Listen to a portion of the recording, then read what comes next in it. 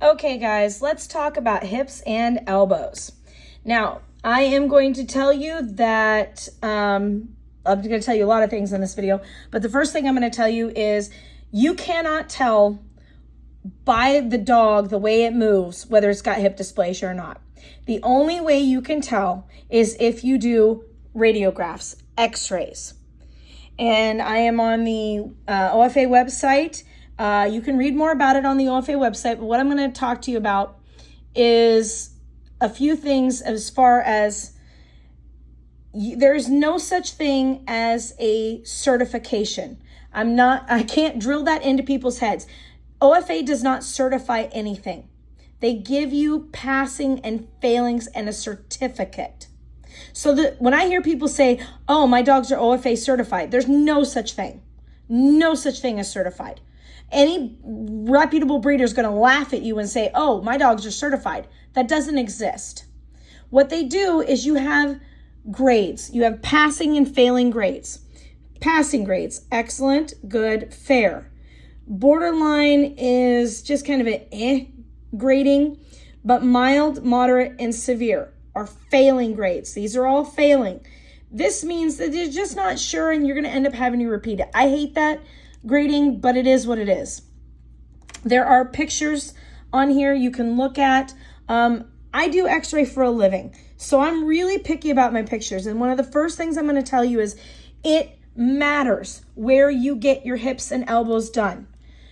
You can't just go to your local veterinarian and have them do hips and elbow pictures. When I tell you I have spent thousands of dollars that I didn't need to spend finding people who would do good x-rays, because a good x-ray or a poorly done x-ray is going to make or break your dog's hips and your breeding practices. Because you can take, and I've literally had this happen, you can take bad x-rays, send them in, get a mild or a moderate, go somewhere else, have OFA or have the pictures x-rayed again, and get a good. You can literally go from moderate to good. Now, that's my own beef with OFA, is how, objective it is, but it is what it is. And pen hip is no different. You can do pen hip, but everybody does OFA. I prefer OFA. I have nothing against pen hip. It's just not my cup of tea. But pen hip is also a viable option. It measures the laxity of the sockets more than it does a straight plain x-ray. There's more x-rays involved. They do have to be sedated for it. With regular OFA hips, they can be sedated or not. But what I'm telling you is when you go to get your hips and elbows done, find a good practice that does very good x-rays. Like I said, I've spent thousands of dollars on x-rays where they were just crappy. They were just plain crappy x-rays, and my dogs did not do well in the grading. I got better pictures and I got a better grade. It will make or break your grade how well your pictures are done. And there's even, oh gosh, I have a picture somewhere in here that shows exactly how you want them to be done.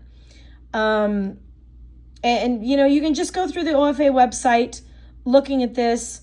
There's a couple Facebook groups that are dedicated to the reading of radiographs. And these are done by board certified radiologists, veterinary radiologists. There's 3 of them. It takes some time to get them back. You do them when they're over the age of 2. Preliminaries do not count. I cannot drill that into people's heads. Just because you had the preliminaries done does not mean the dog will pass at 2 years of age. It has to be done after 2 years of age. Breeders who are out there going, oh, well, they prelimed good. Well, that's fine. But I've had dogs prelim fine and fail their finals. I have had dogs that moved beautifully. And I go in there and they are very dysplastic.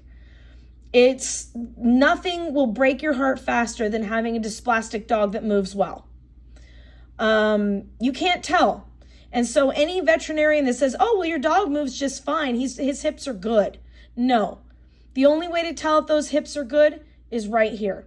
You've got to do the hips and elbows. You've got to make sure that you are doing the radiographs, the x-rays. Because I'll tell you what, that tiny little spot will destroy an elbow x-ray. It will wash a dog from your program. You can have CTs done. In fact, I think CTs are great. I think that if the plain film, as we call it, fails, that a CT is perfectly acceptable. Some breeders have differing opinions on that. Some think, no, once they fail the plain x-rays, a CT doesn't work. I beg to differ. That is personal preference.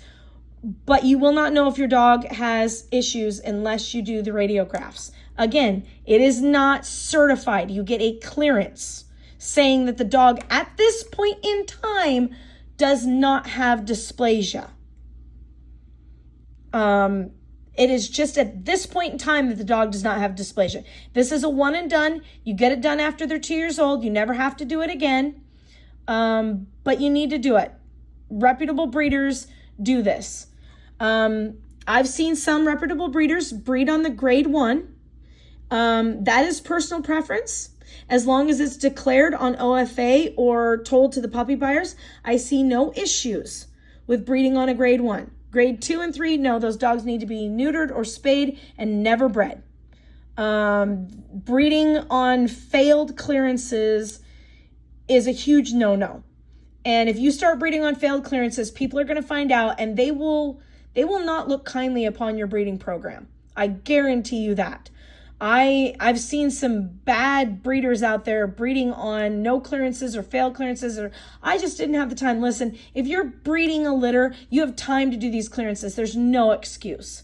Absolutely none. Now, that being said, if a breeder has an oops litter, it happens.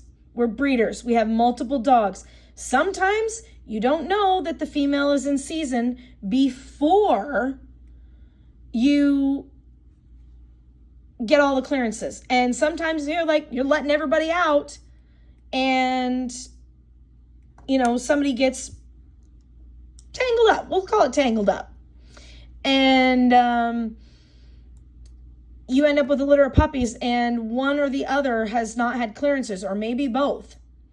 As long as it is disclosed to the buyers that this was an oops litter, it happens. Even some of the most reputable breeders I know have had an oops litter. Now, if they have multiple oops litters, then that may be a little bit of a red flag.